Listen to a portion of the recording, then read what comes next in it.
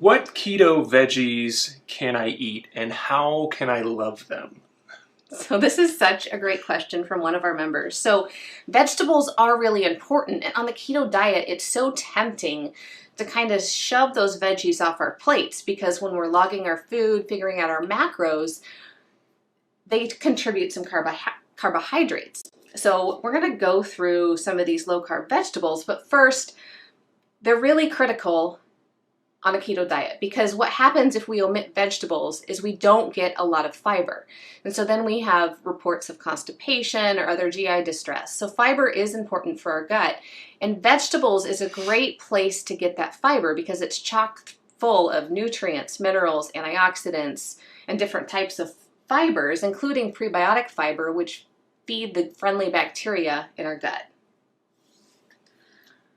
So we're going to talk about these low-carb veggies, but we're not going to stop there. We're going to share our favorite ways to eat these. And then at the end of this little segment, Jeremy is going to share how he was a meats and potatoes guy and refused to eat vegetables and what he did to change that. All right, so the first low-carb vegetable is celery. So how many people out there love celery? Pop that in the comments. It's a great substitute for chips on the keto diet. So you can slice them. My favorite way to eat celery is raw because of the crunch. And I will give you a tip that organic celery tends to taste a lot better than non-organic celery. So we love to just wash, slice it up raw, and pair it with our favorite low-carb dip. So our favorite thing to pair it with is my spinach dip, and we're going to post, it's a keto artichoke dip, spin dip. We're going to post the link to that recipe, but you can find all of my recipes on my website at wholebodyliving.com or also here on YouTube. So you can always just search for that keto artichoke dip. So the next vegetable that we really enjoy is cucumbers. And this is something, again, that is a great substitute as a chip for your favorite keto dips. And has the added benefits of being like full of water, right? So it's a great way to add to your hydration plan. So, they're light and refreshing. And you can do things like make a nice creamy cucumber salad, which we have a recipe for on wholebodyliving.com. And you can just sub out sugar for your favorite sugar substitute.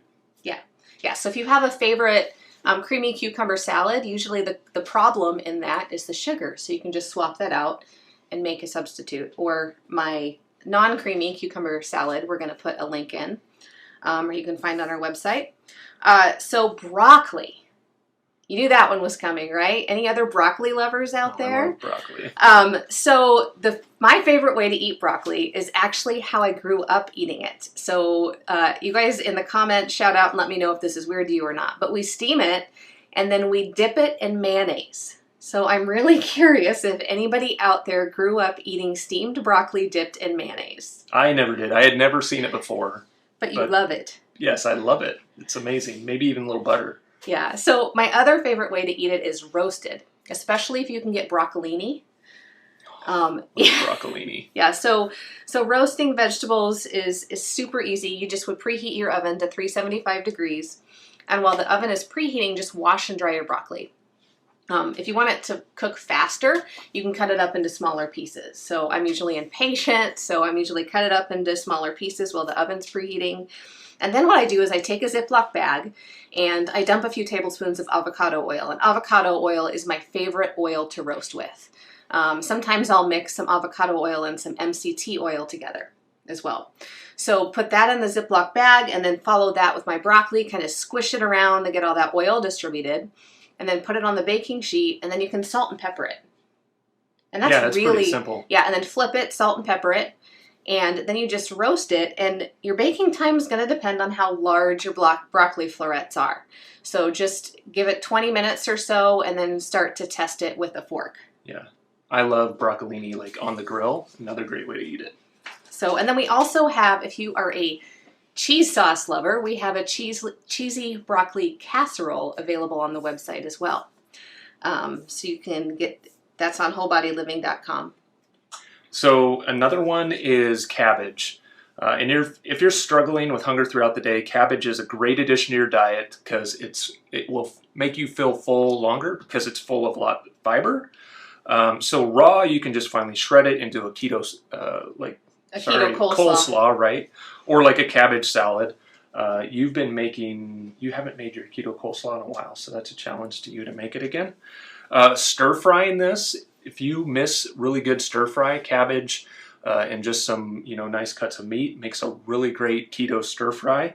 And then just roasting it. So our favorite way to roast it is just to cut it into thick whole slices, so big circles. Baste it with some oil, your favorite oil, maybe MCT or avocado oil, salt and pepper, or maybe even a little bit of garlic or something, and then just roast it in the oven. Or I suppose you could probably do it on the grill too. You can absolutely. Really wanted to. It does tend to fall apart the longer you cook it, so you may want to use one of those vegetable baskets. Right. Yeah. Yeah. So cabbage is so good, but we can't skip one of my favorite spring vegetables, asparagus. So I know a lot of people don't like asparagus, but generally when I talk to them, it's because they steam it, and then it falls apart. And we like our asparagus different. Yes, we do. I like mine with a nice crunch. And so my favorite way to cook it is just to pan fry it. And I actually love coconut oil for pan frying my asparagus. So I just heat coconut oil, put the asparagus in, salt and pepper it. And I don't like it to be soggy. I like it to be crispy. Jeremy likes his cooked a little bit more. Yeah, I do like it cooked a little bit softer. I still find the taste to be very pleasant. I don't like it when it gets mushy, so there is a fine point where you can cook asparagus too quickly, and that, Yeah, so...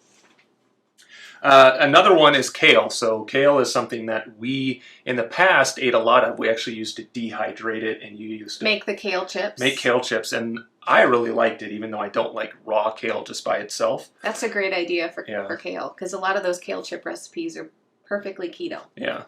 So kale can be finely chopped and used in a raw salad.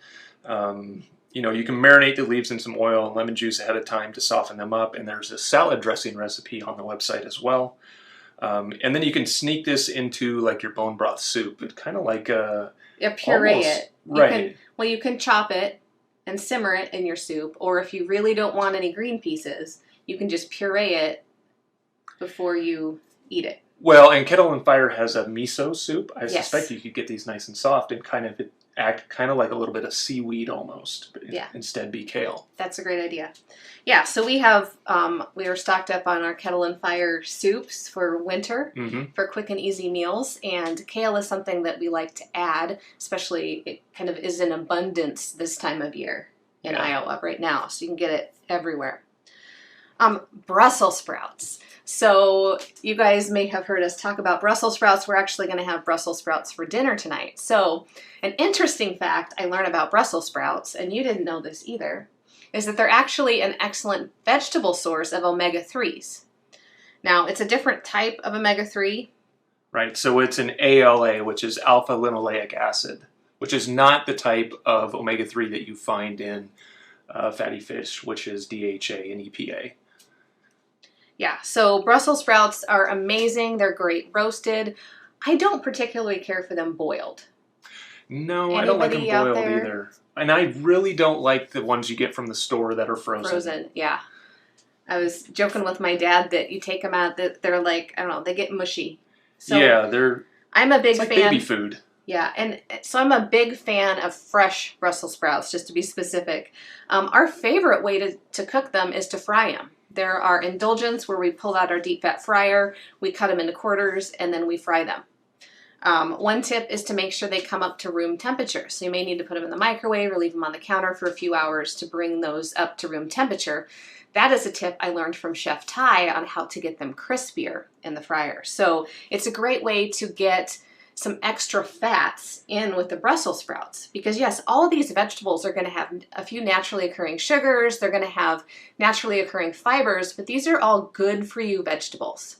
Yeah, and the fiber content is actually going to help blunt some of the effect of whatever little bit of sugar is in there. So you got to remember that food comes in a package, like, sugar is not just there by itself. There's other things that are coming along for the ride, and together they all play a part in what that does to your blood glucose level. So these fibers can actually help blunt that effect along with the fats. Yeah, and so we have one more of our favorite low-carb vegetables, but keep in mind this isn't every possible low-carb vegetable. We talked earlier, if you go to our website at sustainableketo.com, we have a keto shopping list that's a tear-off pad. That shopping list has all the low-carb vegetables on it, and yes, there are mushrooms on there. So this vegetable is not a vegetable, and it's not tomatoes, because tomatoes are also a fruit, but it's olives, and olives are probably one of the healthiest foods that you can eat on the planet. Olive oil, I've read a book where the guy said basically food is just a delivery mechanism for olive oil, right? It's a great way to get, this is a great way, just eating olives in general is a great way to get those healthy fats in their purest form into your diet. So again, technically this is a fruit, but we all know that this is a really super healthy oil.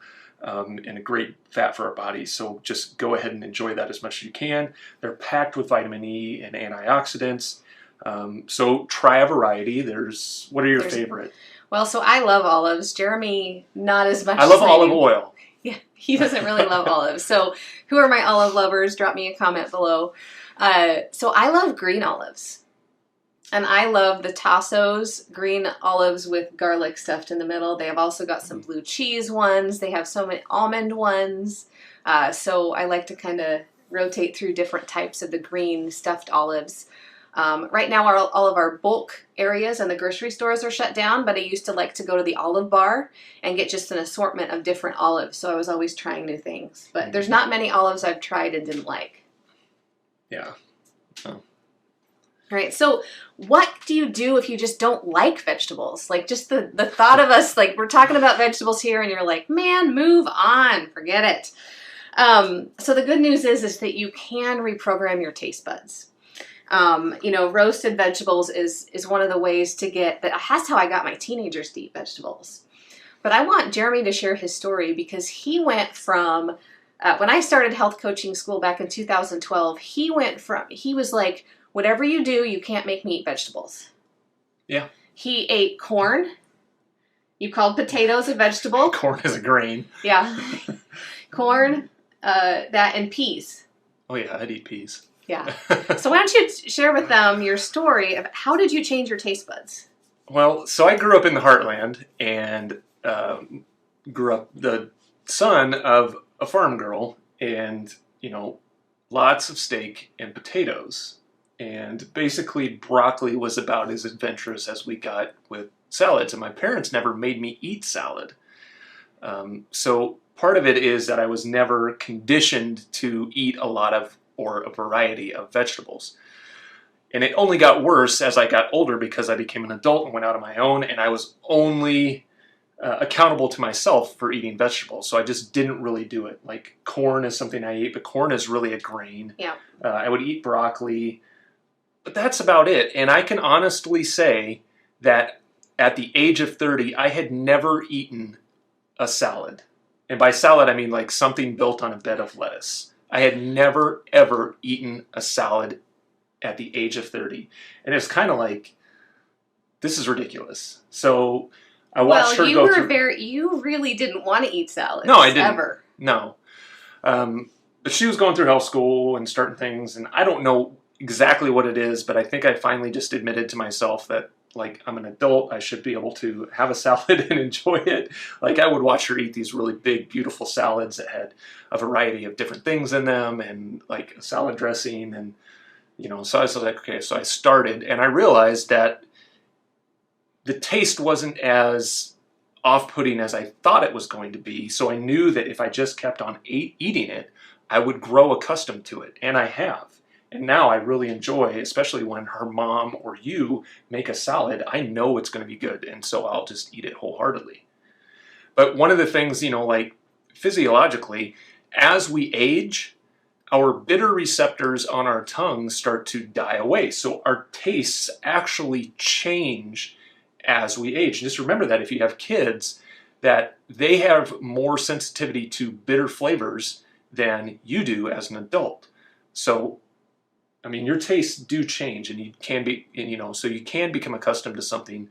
If you haven't eaten a lot of vegetables in the past, I would encourage you to try and just realize that things change over time, and that there's a lot of good things in vegetables that you're probably missing out on.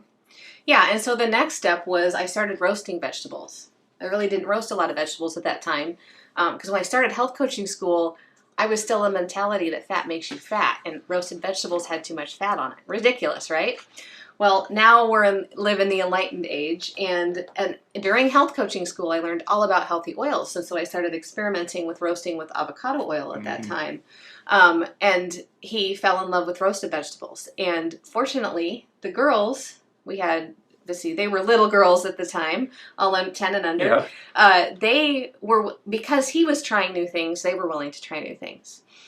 So they developed a taste for vegetables. So, and some of their favorites are actually on the list we just went through. Cabbage, Yeah. Brussels sprouts, broccoli, cucumbers. They're all obsessed with cucumbers. So great vegetables. And again, this isn't an all-inclusive list. These are the best vegetables. Right. For the keto diet. So these are the lowest carb options that pack the biggest fiber and nutrient punch.